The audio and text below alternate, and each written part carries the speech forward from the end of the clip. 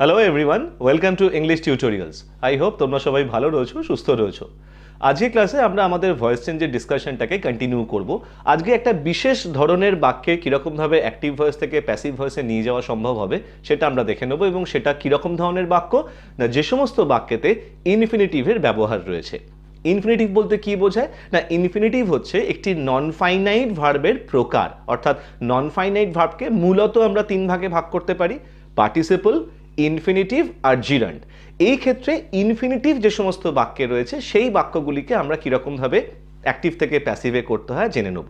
দেখো, ইনফিনিটিভ বলতে কি বোঝায় না, তার ফরমেশনটা কেমন হয় না, ইনফিনিটিভ হচ্ছে টু, তারপরে যদি কোনো একটি ভার্ব বা ক্রিয়াপদের বেস ফর্ম বা প্রেজেন্ট টেন্সের রূপ থাকে সেই ফরমেশনটাকে আমরা বলি ইনফিনিটিভ। অর্থাৎ to play, to see, to watch, to run ইত্যাদি ইত্যাদি। তাহলে এই ধরনের ফরমেশন হচ্ছে সমস্ত ইনফিনিটিভ।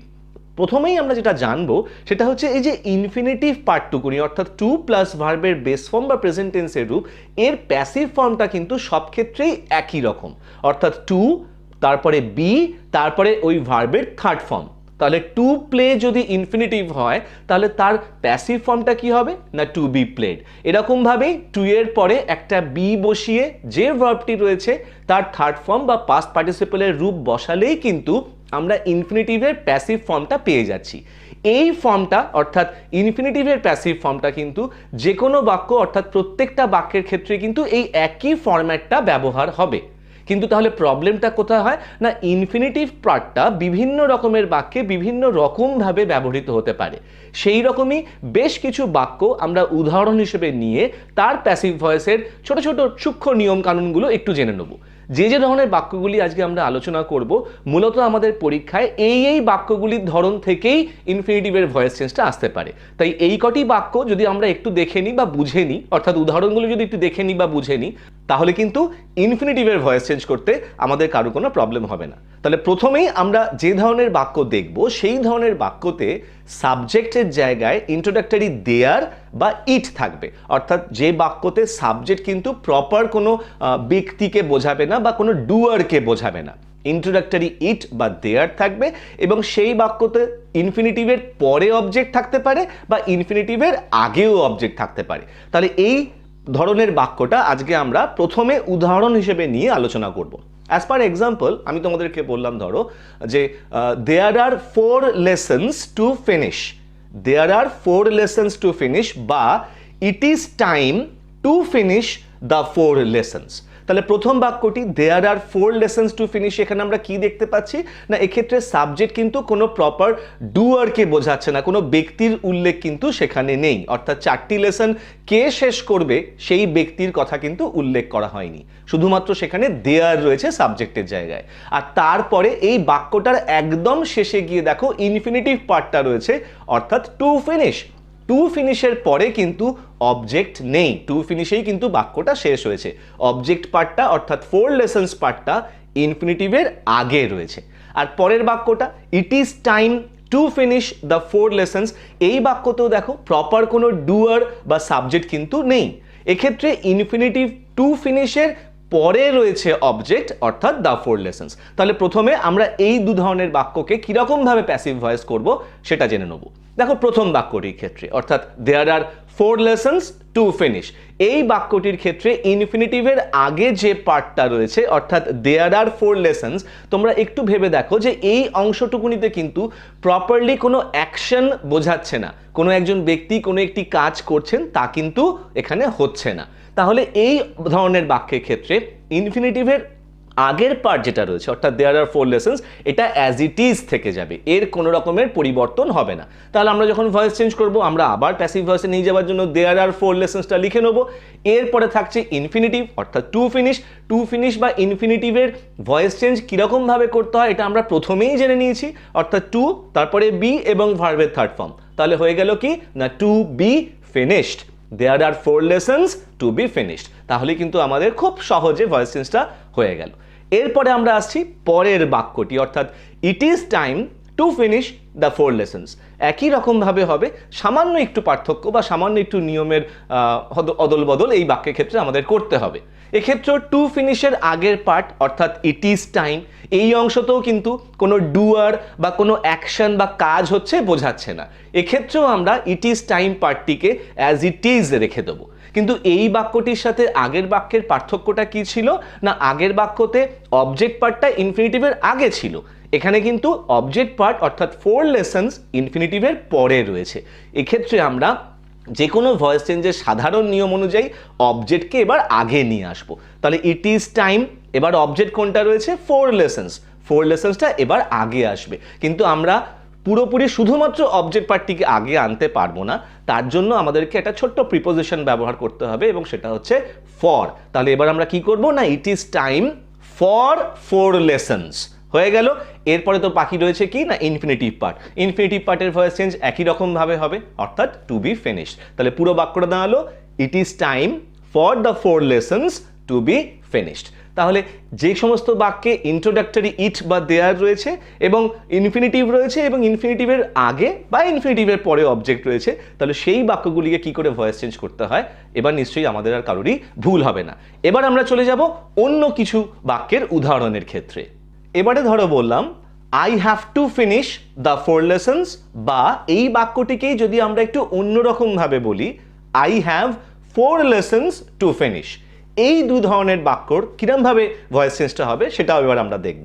মাইন্ড ইট, এক্ষেত্রে দেখো এই দুটি বাক্যতেই একজন প্রপার সাবজেক্টের কথা উল্লেখ রয়েছে, যে ব্যক্তি কাজটি করবেন বা ডুয়ার যাকে আমরা বলি তার কথা উল্লেখ রয়েছে। দুটি বাক্যের ক্ষেত্রেই কিন্তু সাবজেক্ট কে রয়েছে না আই। প্রথম বাক্যটিতে I have to finish the 4 lesson, এখানে হ্যাভ ভার্বের ব্যবহার দেখতে পাচ্ছি আমরা, তারপরে রয়েছে টু ফিনিশ অর্থাৎ ইনফিনিটিভ পার্ট, তারপরে রয়েছে অবজেক্ট অর্থাৎ দ্য 4 লেসন্স।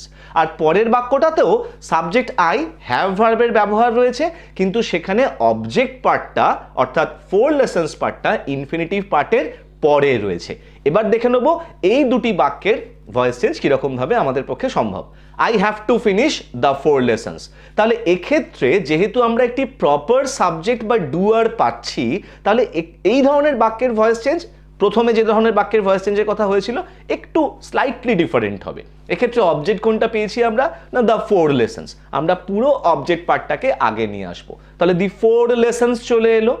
এরপরে দেখো এই বাক্যতে আমরা কোন ভার্বের ব্যবহার পেয়েছি না হ্যাভ ভার্বের ব্যবহার পেয়েছি, এবং হ্যাভ থাকা মানে আমরা বুঝতে পারছি বাক্যটি প্রেজেন্ট টেন্সে রয়েছে।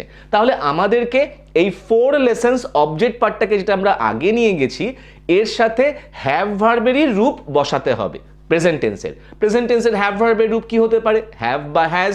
হ্যাভ বসবে প্লুরালের সাথে আর হ্যাজ বসবে সিঙ্গুলার নাম্বারের সাথে, কিন্তু 4 লেসন্স প্লুরাল নাম্বার আছে, আমরা হ্যাভ ভার্বটাকেই ব্যবহার করব। তাহলে দ্য 4 লেসন্স হ্যাভ, এরপরে রয়েছে ইনফিনিটিভ পার্ট, তার ভয়েস চেঞ্জ কি হবে না টু বি ফিনিশড। তাহলে 4 lessons have to be finished.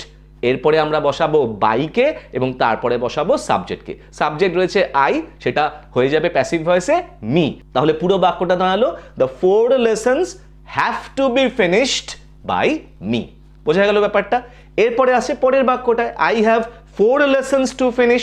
এক্ষেত্রে 4 লেসনটা ইনফিনিটিভ পার্টের আগে রয়েছে, তা সত্ত্বেও আমরা 4 লেসনটাকে পুরোপুরি প্যাসিভ ভয়েসে করবার সময় একদম প্রথমে নিয়ে আসবো। তাহলে দ্য 4 লেসন্স চলে এলো। As usual have to be finished যেমন আছে সেরকমভাবেই আমরা ব্যবহার করব।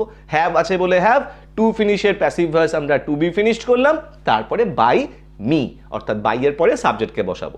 তাহলে এই দু ধরনের বাক্যের দু ক্ষেত্রেই কিন্তু প্যাসিভ ভয়েসের নিয়মটা সেম, বাক্যটা একটু ডিফারেন্ট ওয়েতে তোমাদেরকে দিতে পারে পরীক্ষায়, যাতে তোমরা একটু কনফিউজড হয়ে যেতে পারো। তবে আই থিঙ্ক এরপরে তোমরা আর এই ধরনের বাক্যের কনফিউশন তোমাদের মধ্যে আর থাকবে না প্যাসিভ ভয়েস করবার সময়। এরপরে আরও একটু variation.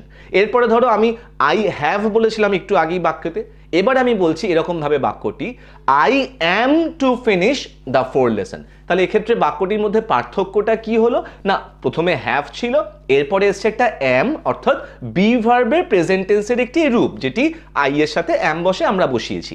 I am two finish the 4 lessons মানে হচ্ছে আমার 4টি লেসন শেষ করবার কথা। তাহলে এক্ষেত্রে আমরা কি করব, একই প্রসেস ফলো করব, অর্থাৎ 4 লেসন্স অবজেক্ট চলে আসবে আগে, এরপরে আমাদেরকে বি ভার্বেরই প্রেজেন্ট টেন্সের উপযুক্ত রূপটা ব্যবহার করতে হবে। তাহলে 4 লেসন্স প্লুরাল, আর বি ভার্বের প্রেজেন্ট টেন্সের রূপ কি হয়, অ্যাম ইজ অথবা আর। অ্যাম আমরা ইউজ করতে পারবো না ফোর লেসেন্সের সাথে, আই এর সাথে বসে, ইজ সিঙ্গুলার নাম্বারের সাথে বসে, ফোর লেসেন্স তাহলে প্লুরাল, আমরা বসাবো আর। তাহলে ফোর লেসেন্স আর, এরপরে ইনফিনিটিভের voice change, to finish, to be finished, four lessons are to be finished, এরপরে বাই, তারপরে সাবজেক্ট অর্থাৎ মি হয়ে বসে যাবে। তাহলে এরকম ধরনের বাক্যেরও ভয়েস চেঞ্জ জানলাম। এক্ষেত্রে যদি আই অ্যাম টু ফিনিশের জায়গায় যদি থাকতো I was two finish the four lessons, তাহলে বাক্যটির মধ্যে কি পার্থক্য হতো না, শুধুমাত্র বাক্যটি প্রেজেন্ট টেন্স থেকে পাস্ট টেন্সে চলে গেছে বোঝাচ্ছে। ওয়াজ থাকা মানেই পাস্ট টেন্স, তখন কিন্তু আমরা বি ভার্বের পাস্ট টেন্সের রূপ বসাতাম ফোর লেসেন্সের সাথে, ফোর লেসেন্স প্লুরাল, তখন আমরা ওয়্যার বসাতাম। বি ভার্বের পাস্ট টেন্সের রূপ ওয়াজ বা ওয়্যার, ফোর লেসেন্স যেহেতু প্লুরাল তাই আমি ওয়্যার বসাতাম, বাকি নিয়মটা সেম থাকতো।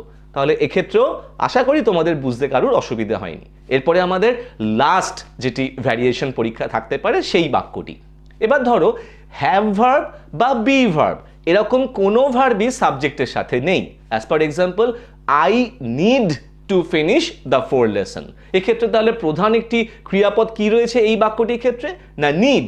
আমরা নিডেরই রূপ বসাবো ফোর লেসেন্সের সাথে, ব্যাস এইটুকুনি চেঞ্জেস, আর কোথাও কিন্তু কোনো চেঞ্জেস হবে না। তাহলে ফোর লেসেন্স অবজেক্ট হিসেবে আগে চলে এলো, নিড থাকা মানে বাক্যটি প্রেজেন্ট টেন্সে রয়েছে, ফোর লেসেন্স প্লুরাল, তাহলে আমরা নিড যেমন আছে সেরকম নিড রেখে দেবো ফোর লেসেন্সের সাথে মানে অ্যাকর্ডিংলি। তাহলে ফোর লেসেন্স নিড, তারপরে টু ফিনিশ ইনফিনিটিভ পার্ট, তার voice change to be finished, four lessons need to be finished by, তারপরে আই সাবজেক্ট রয়েছে ওটা হয়ে গিয়ে বসবে মি। তাহলে এই ধরনের যাবতীয় যে সমস্ত বাক্যের উদাহরণ হিসেবে আমরা আলোচনা করলাম, এর মধ্যেই কিন্তু তোমাদের পরীক্ষায় থাকবে যদি আসে একদম 100%, এর থেকে ভ্যারিয়েশনের কোনো রকমের বাক্য কিন্তু থাকবে না। তাহলে এরপরে আমাদের যেটা জানবার সেটা হচ্ছে বেয়ার ইনফিনিটিভের ভয়েস চেঞ্জ আমরা কীরকমভাবে করব। এবার বেয়ার ইনফিনিটিভ বলতে কি বোঝায় না, বেয়ার ইনফিনিটিভ বলতে বোঝায় এমন একটি ইনফিনিটিভের ফরমেশন যেখানে টুটা উহ্য থাকে, টুটা মেনশনড থাকে না, তাকে আমরা বেয়ার ইনফিনিটিভ বলি। As per example I saw some boys play, I saw some boys play মানে আমি দেখেছিলাম কিছু ছেলেকে খেলতে।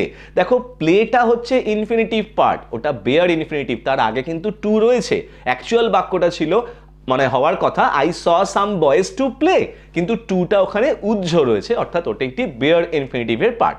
তাহলে এরকম ধরনের বাক্যের ভয়েস চেঞ্জ আমরা কীরকমভাবে করব, তাহলে সেটা এবার জেনে নেওয়া দরকার আমাদের। দেখো এই ধরনের বাক্যের ভয়েস চেঞ্জ করাটা সব থেকে ইজি ব্যাপার, কোনো রকমের টেনশন নেওয়ার কোনো প্রয়োজন নেই। তুমি বেয়ার ইনফিনিটিভ পার্ট অর্থাৎ ওই প্লে অংশটুকুনির আগের অংশটুকুনির নর্মাল ভয়েস চেঞ্জ করবে প্যাসিভ ভয়েসের টেন্স অনুযায়ী, যে যে রুল বা সূত্র আমরা জানি সেই সূত্র অনুযায়ী। তাহলে আই স সাম বয়েজ আমরা শুধুমাত্র এইটুকুনি অংশের ভয়েস চেঞ্জ করব। এক্ষেত্রে সাবজেক্ট কে রয়েছে আই, স ভার্বটি পাস্ট টেন্সে রয়েছে অর্থাৎ পাস্ট ইনডেফিনাইট টেন্সের বাক্য এটি একটি, তারপরে অবজেক্ট কি রয়েছে না সাম বয়েজ।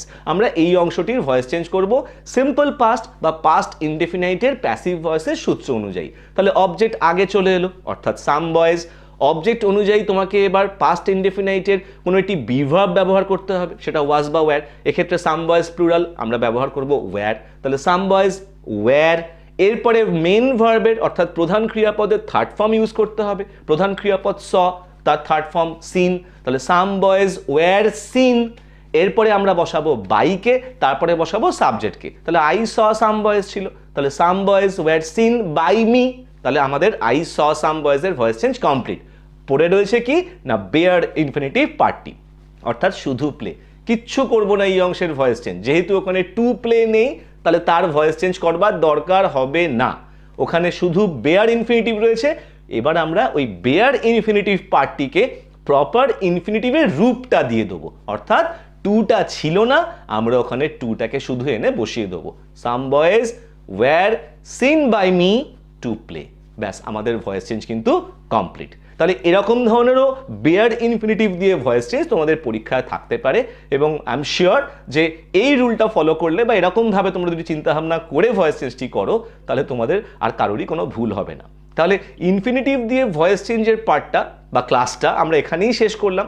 যে যে বাক্যগুলি উদাহরণ হিসেবে আমি দিয়েছি সেই বাক্যগুলি তোমরা একটু বুঝে নাও, এবং যদি কোনো প্রবলেম থাকে বা কোশ্চেন থাকে আমাকে কমেন্ট করে জানাতে পারো। অ্যাট দ্য সেম টাইম ভিডিওটি কেমন লাগলো বা তোমরা বুঝতে পেরেছো কিনা সেটাও আমাকে জানাতে পারো কমেন্ট করে। খুব ভালো লাগবে, তোমাদের কমেন্ট আমাকে এনকারেজ করে। আর যদি তোমাদের মধ্যে কেউ এখনও সাবস্ক্রাইব না করে থাকো ইংলিশ টিউটোরিয়ালস চ্যানেলটিকে, তাহলে please subscribe for help and support. Plus তোমাদের সাপোর্ট, তোমাদের হেল্প ছাড়া এই চ্যানেলটি গ্রো করতে পারবে না। আর বেল আইকনটাকে প্রেস করে রেখো যাতে ভবিষ্যতের ভিডিওর নোটিফিকেশনগুলো, সেটা লিটারেচার, গ্রামার বা স্পোকেন ইংলিশ ওরিয়েন্টেড যাই হোক না কেন, তার নোটিফিকেশনটা তোমরা যাতে প্রথমেই পেয়ে যাও। ইন দ্য মিন টাইম সকলে ভালো থেকো, stay safe, keep watching English tutorials, keep learning, and thank you so much for giving me your time. Thank you.